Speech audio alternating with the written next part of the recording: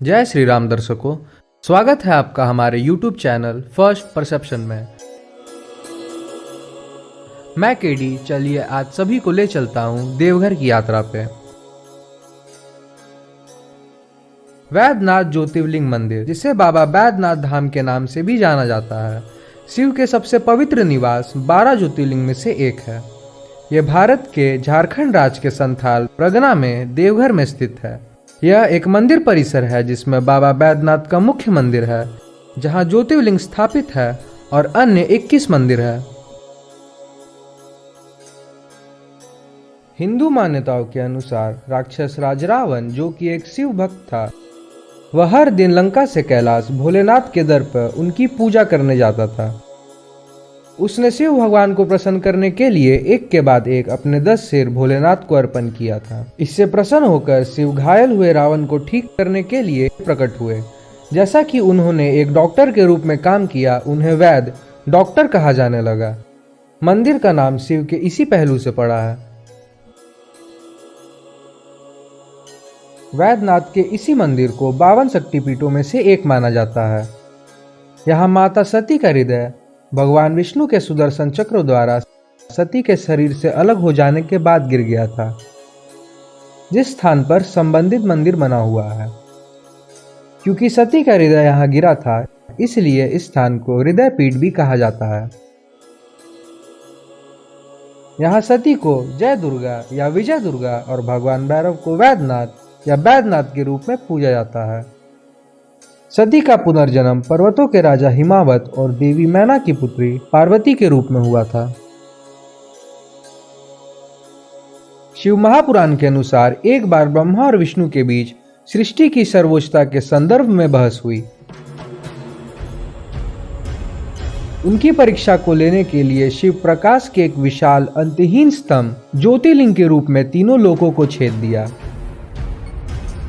विष्णु और ब्रह्मा ने दोनों दिशाओं में प्रकाश के अंत को खोजने के लिए नीचे और ऊपर की ओर अपना रास्ता विभाजित किया।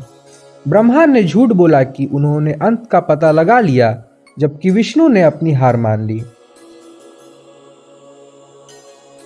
शिव प्रकाश के दूसरे स्तंभ के रूप में प्रकट हुए और उन्होंने ब्रह्मा को श्राप दिया कि उनका कोई भी समारोह में स्थान नहीं होगा, जबकि विष्णु की अनंत काल तक पूजा की जाएगी।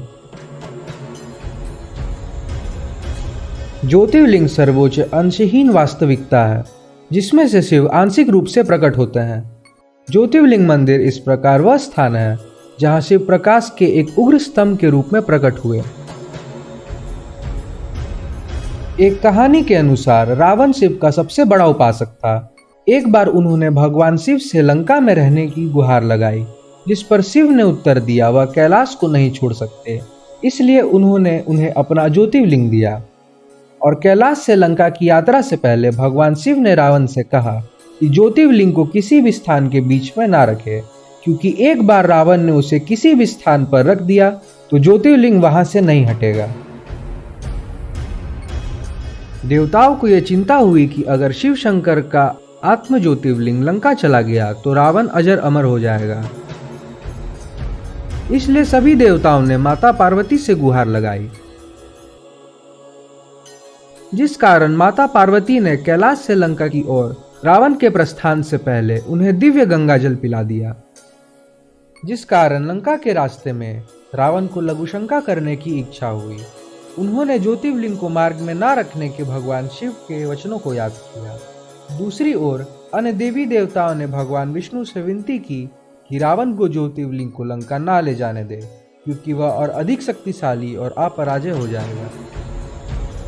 इसलिए भगवान विष्णु ने भेड़ पालक का वेश बनाया और रावण से मिले, जब रावण ज्योतिर्लिंग धारण करने के लिए किसी की खोज में था, जब तक वो लघुशंका करने के बाद नहीं आता।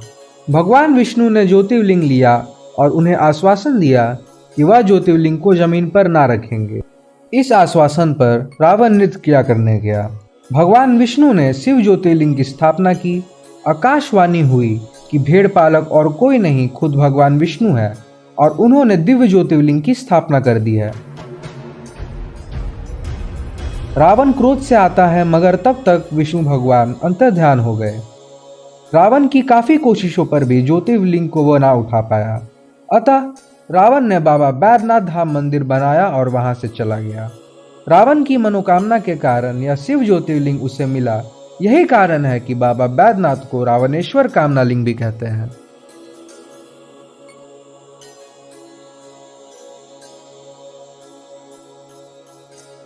मूल रूप से 64 ज्योतिर्लिंग माने जाते हैं, जबकि इनमें से 12 को बहुत ही शुभ और पवित्र माना गया है।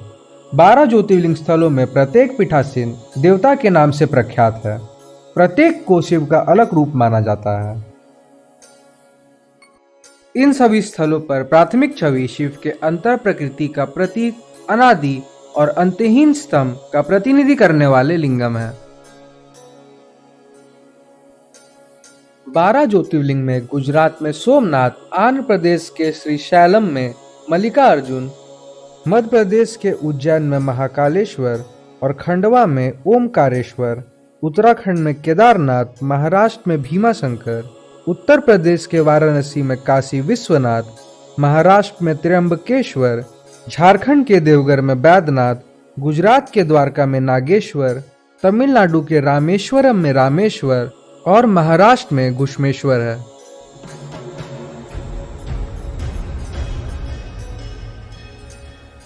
मां पार्वती मंदिर मुख्य मंदिर से बंधा हुआ है, जिसमें विशाल लाल पवित्र धागे हैं जो आदित्य और श्रद्धा के योग्य है, जो शिव और शक्ति की एकता को दर्शाते हैं। शिव पुराणों में वर्णित कहानियों के अनुसार पवित्र बैद्यनाथ मंदिर आत्माओं की एकता जैसा दिखता है और इस प्रकार हिंदुओं के लिए विवाह के लिए उपयुक्त है।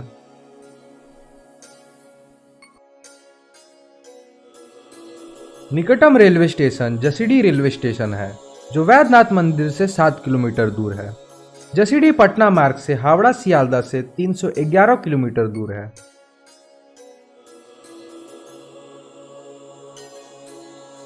एक सामान्य दिन बैद्यनाथ ज्योतिर्लिंग मंदिर की पूजा सुबह 4 बजे शुरू होती है। इस समय मंदिर के कपाट खुलते हैं।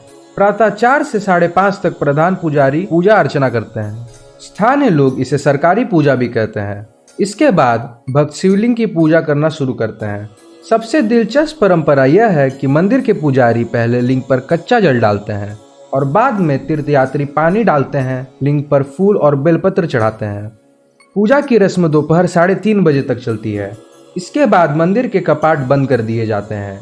शाम को 6 बजे तीर्थयात्रियों के लिए फिर से कपाट खोल दिया जाता है और पूजा की प्रक्रिया फिर से शुरू कर दी जाती है। इस समय श्रृंगार पूजा होती है। मंदिर सामान्य दिन रात के 9 बजे बंद हो जाता है, लेकिन पवित्र सावन के महीने के दौरान समय बढ़ा दी जाती है। सोमनाथ या रामेश्वर या श्रीशैलम के विपरीत यहाँ भक्त स्वयं ज्योतिर्लिंग पर अभिषेक करके संतुष्टि प्राप्त कर सकते हैं। भक्तों के लिए अलग अलग पूजा करने वाले पंडा बहुत महत्वपूर्ण व्यक्ति है। भक्त बाबा धाम से प्रसाद के रूप में पेड़ा भी खरीद सकते हैं। पेड़ा देवघर में स्थान विशेष है। बाबा धाम में प्रसाद और दान स्वीकार करने के लिए एक नियमित और संयुक्त कार्यालय है। तो ये थी जानकारी बाबा बैद्यनाथ धाम के बारे में। वीडियो पसंद आने पर अपने दोस्तों के साथ शेयर करें और हमारे साथ जुड़े रहने के लिए हमारे चैनल को सब्सक्राइब करें। मैं केडी आपसे विदा लेता हूँ। मिलते हैं आपसे अगली वीडियो में।